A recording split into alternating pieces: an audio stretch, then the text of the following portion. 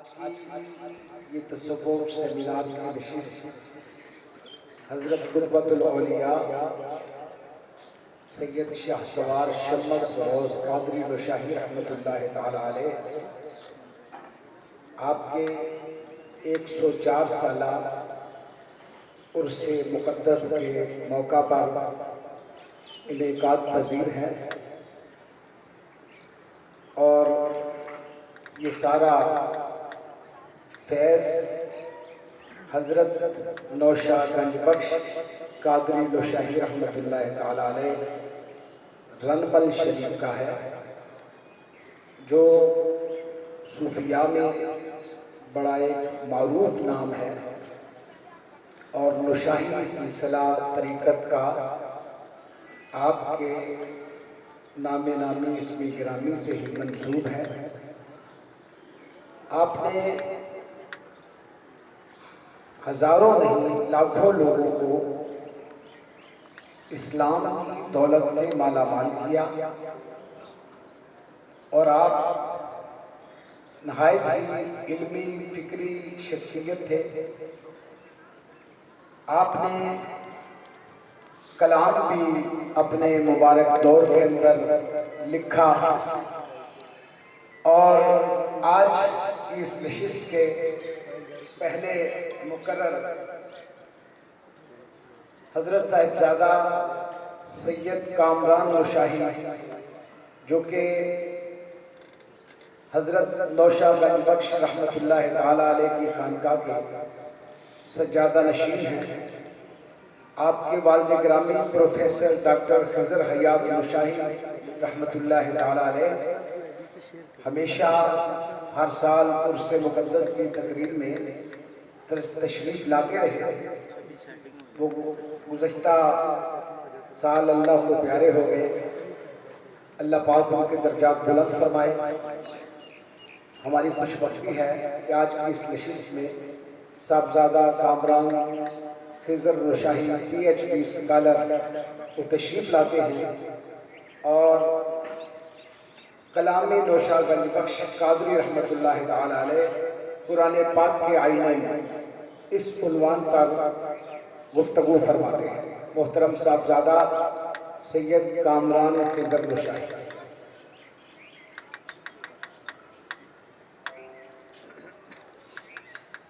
نحمدہ ونسلم علی رسولہ الکریم، اما بعد، اعوذ باللہ من الشیطان الرجیم، بسم اللہ الرحمن الرحیم۔ جناب محترم صدر مجلس حضرت صاحبزادہ پیر سید اظہر حسن گیلانی صاحب دامت برکاتہ القدسیہ، اور صدر مجلس صدر نیشنل مشائخ کونسل، میرے قبلہ والد گرامی کے بہت ہی قریبی دوست، میرے بزرگ حضرت جناب خواجہ غلام قطب الدین فریدی دامت برکاتہ القدسیہ، اور دیگر حاضرین و سامعین و ناظرین کرام، السلام علیکم ورحمۃ اللہ وبرکاتہ۔ حضرات محترم، جس موضوع پر مجھے یہاں لقشائی کے لیے حکم ہوا ہے حضرت علامہ صاحب کی طرف سے، وہ اتنا وسیع ہے، وہ اتنا بلیغ ہے، اتنا وقت طلب ہے کہ اس سارے پہ اس ایک نشست میں گفتگو کرنا مناسب نہیں ہے، نہ ہو سکتی ہے، کیونکہ حضور نوشا گنج بخش نے نظم میں بھی لکھا ہے اور نثر میں بھی لکھا ہے۔ نظم میں آپ نے اردو میں بھی لکھا ہے اور پنجابی میں بھی لکھا ہے، اور نثر میں بھی آپ کے اردو، پنجابی، فارسی اور عربی کا کلام موجود ہے۔ میں نے جو آج کی اس گفتگو کے لیے چند معروضات پیش کرنی ہیں، وہ حضور نوشا گنج بخش کے پنجابی کلام میں جو آپ نے قرآنی مضامین لائے ہیں، ان کا خلاصہ ایک طرح سے میں پیش کروں گا، اور پھر یہ مرحلہ وار انشاءاللہ العزیز اس خانقاہ عالیہ سے جو مجلہ ماہوار شائع ہوتا ہے شمس المشائخ، اس میں وہ شائع ہوتے رہیں گے، یہ بھی انشاءاللہ اس میں شائع ہو جائے گا، سارا پڑھا جائے گا۔ میں اس میں سے چند اشعار اور ان کو قرآن پاک کے آئینے میں 4 طرح سے میں نے اس کو تقسیم کیا ہے۔ پہلے چند مثالیں پیش کروں گا جن میں حضور نوشہ گنج بخش نے اپنے شعر میں قرآنی آیت کو بطور مصرع لائے ہیں۔ دوسرے عنوان میں جس میں آپ نے قرآن پاک کی کسی آیت کا براہ راست ترجمہ اپنے شعر میں لکھا ہے۔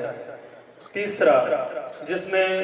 آپ نے کوئی آیت اوپر لکھی ہے اور اس کے نیچے اس کے تفسیری مضمون لکھا ہے، تفسیر میں نظم لکھی ہے۔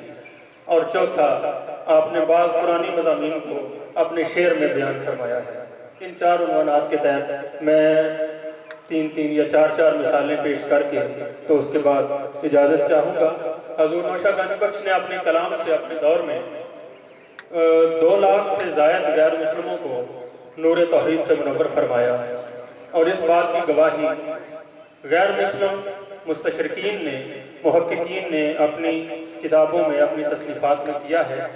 اس میں پروفیسر گارسن دیتاسی کے خطبات میں بھی آپ کا ذکر ہے اسی حوالے سے، اور پروفیسر آرنلڈ کی کتاب دا پریچنگ آف اسلام میں بھی حضور نوشہ گنج بخش کی اس مسائیہ جمیلہ سے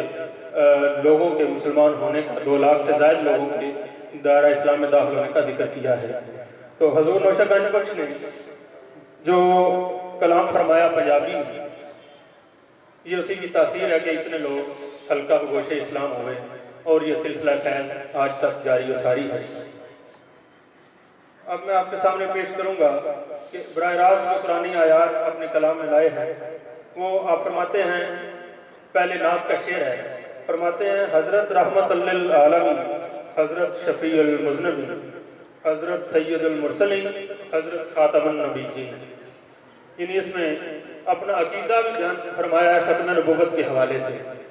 اور ساتھ اپنا ایمان اور عقیدہ اور اپنی عقیدت پیش کی ہے حضور کی بارگاہ میں۔ اس میں وما ارسلناک الا رحمۃ للعالمین، اور دوسرا ما کان محمد ابا احد من رجالکم ولکن رسول اللہ وخاتم النبیین، اس آیت کا حوالہ موجود ہے۔ اسی طرح آپ نے فرمایا رافضی خارجی، آج کل یہ بڑا ایشو ہے، تو آپ نے فرمایا رافضی خارجی آپوں کو لے اپنے گناہ ثوابوں،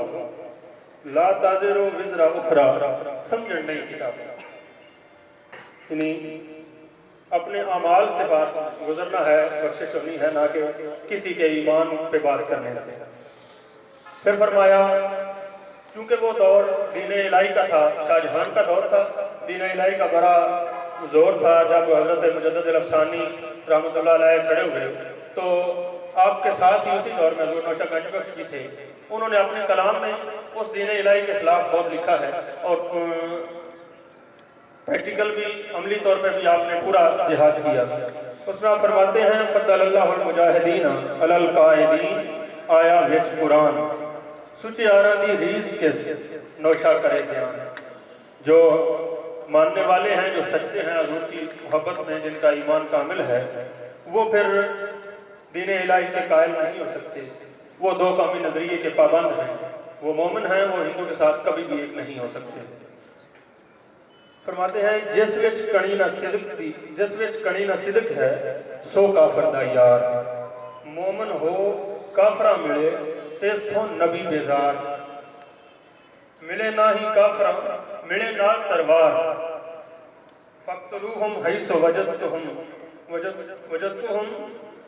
نوشہ کے اختیار۔ تو یہ آیات اپنے اس دور کے جو فتنے تھے ان کے خلاف آپ نے بھرپور جہاد کیا، اور جہاد بالقلم کے چند مثالیں میں آپ کے سامنے پیش کر رہا ہوں، اور قرآن پاک کے حوالے سے ہے۔ اس سے یہ ہے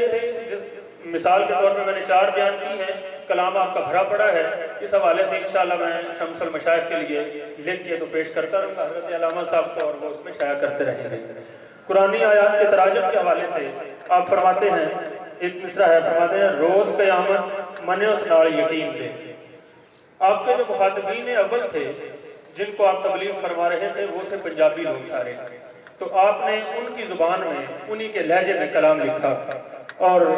اس میں اپنا سارا دین، ایمان اور عقیدہ بیان فرمایا ہے۔ روز قیامت منیس نال یقین دے، یعنی سورہ بقرہ کی یہ آیا ہے کہ والذین یؤمنون بما انزل الیک وما انزل من قبلک وبالآخرۃ ھم یوقنون۔ آگے فرماتے ہیں جو کچھ چاہے سو کرے وہ سب کا کرے سبب، یعنی اللہ تعالیٰ کی قدرت کے حوالے سے بات کر رہے ہیں، اور سورہ آل عمران کی آیت نمبر 40 کا یہ ترجمہ ہے کہ قَالَ كَذَلِكَ اللَّهُ يَفْعَلُ مَا يَشَاءُ۔ آگے فرماتے ہیں کوئی نہ لکھو بار سب تے وہ تقدیر، ان اللہ علی کل شیء قدیر، اور وَخَلَقَ كُلَّ شَيْءٍ فَقَدَّرَهُ تَقْدِيرًا، اس کا یہ ترجمہ آپ نے بیان فرمایا اپنے کلام میں۔ پھر فرماتے ہیں مومن ایک دوسرے کے بھائی، مومن ایک دوسرے کے بھائی ہیں، انما المؤمنون اخوة فاصلحوا بین اخویکم واتقوا اللہ لعلکم ترحمون، سورہ الحجرات کی آیت نمبر 10 ہے۔ اسی طرح آگے پھر آیات کے جو تفسیری مضامین ہیں وہ آپ اوپر آیت لکھتے ہیں، مثلا فرماتے ہیں تب آپ نے اللہ تعالیٰ کی حاکمیت کے حوالے سے جو کلام فرمایا ہے اس میں سے چند ایک مثالیں ہیں۔ فرماتے ہیں الیس اللہ بأحکم الحاکمین، یہ چونکہ آیت کریمہ قرآن پاک کی، اس میں اپنے کلام میں فرمایا نوشا حاکم حق ہے اس دا حکم ظہور، رمز پچھانے حق دی جس نو صدا حضور، اور وہ حاکم ہوندہ جو آوے حکمن چاہ آنکھے نوشا قادری حاکم آپ خدا، یہ اللہ کے علاوہ کوئی حاکم نہیں ہے۔ پھر آگے